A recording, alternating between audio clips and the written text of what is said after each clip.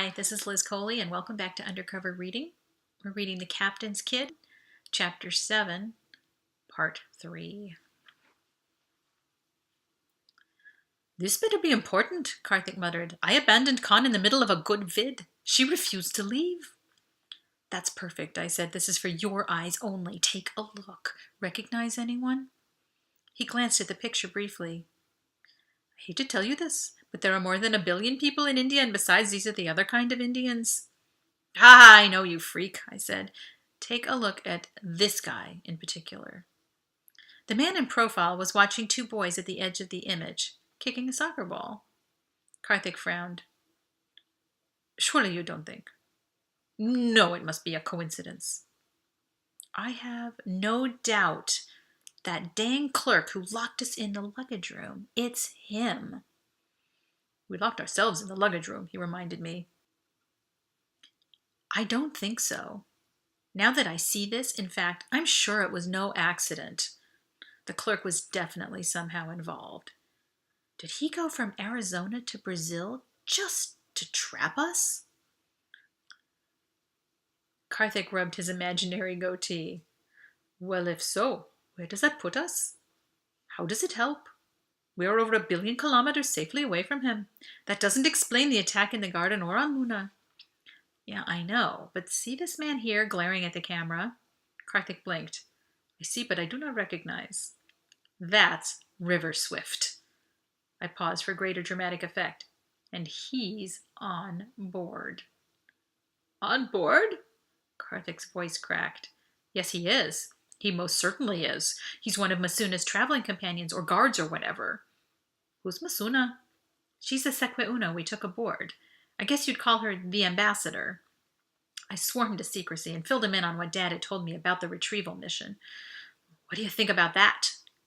"Interesting," Karthik replied. "Do you think he's here to protect her? Or to bring down the mission?" "Exactly my question. One of those, and I can't decide. I'll have to dig into his background if I can, without the benefit of EarthWeb." I pulled up the room assignments database and filtered it to passenger status as opposed to crew and family. The only person listed was Anna Manybeads, not River Swift or the second man. "Who's that?" Karthik asked, suspicion in his voice. "Oh, that's Masuna's real name." "Then why, may I ask, do you call her Masuna?" I shrugged. "Because she told me to." I dropped the word into a search engine. "Look at that. It means grandma." Karthik squinted. "Is there something your father hasn't told you?" "Very funny. It's probably like people calling their parents' friends aunt or uncle.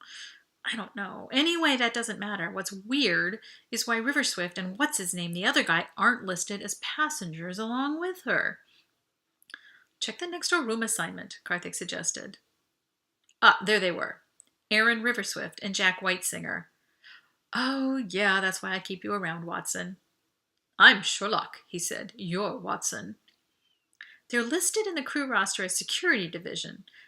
So I was right. They are her bodyguards." "Well, that's a relief," Karthik commented. "However—" "Yes. However, we're no closer to figuring out who's trying to sabotage the mission." "So can I go back to the vids before Khan sends out a search team?" "Short leash, my friend." He grinned. "One day it will be you, and then you'll understand, my friend." I slept in comfortably, luxuriously late, thanks to the coincidence of my birthday falling on 7-day. I stretched till my shoulders popped, slid out of bed, and headed to the bathroom, still knuckling the seeds out of my eyes. Right outside my doorway, my shin hit something immovable, and I went flying over it. My elbow smacked the corner of the coffee table. My bare knees slid across the rug. I sat up and surveyed the package that had attacked me, a wrapped birthday package, now dented in one corner. I hoped it was less fragile than me. Rug burn and bruises already. The day had just begun. I was carefully easing my loosest pair of trousers over the oozing patch on my right knee when my watch comm beeped with an incoming message. Probably birthday greeting and a joke about getting old from Dad. But no, even better, it was from Audrey. "Brandon, after last night, I'm so head over heels for you. I don't know which way is up. Meet me in Hub D in an hour and sweep me off my feet. Literally, we'll float so high we'll never come down." "Whoa!" Was this the same Audrey who shyly ran out the door last night? Although, come to think of it, she had been pretty forward and friendly before Dad came in. But wow, what passion had that about to kiss moment unleashed? I kicked myself for not following her to Vid last night to continue the moment beside her in the dark. I was an idiot. Oh, yeah, it was going to be a really, really happy birthday. How could I wait a whole hour? How about right now? I texted back. Yes, come now. I'm dancing on air, thinking of you. Ah, the feeling was mutual. I dashed to the corridor. The elevator took screamingly long to arrive. Finally, the doors parted and I leapt in. Hub D, I ordered the machine. Artificial gravity is currently disabled in Hub D, the elevator warned. That's the whole point, you stupid machine, I told it. I want Hub D so much. The elevator made no further comment on my decision. In 20 seconds, I exited, expecting to see Audrey hovering in the smoke corridor waiting for me, but of course, with 8 possibilities, she didn't know which elevator I was on. She'd be in the hub hallway. I rocketed down the corridor to the intersection and peered in both directions. Not in sight. Where was she? Hiding around the curve? Practicing her zero-G moves? Fluffing her hair? I smiled to myself and set off zooming around the curve of the hallway. Just as I reached the next break in the wall, a figure stepped out from the spoke. My mind registered, that's not Audrey. But I was moving too fast to stop.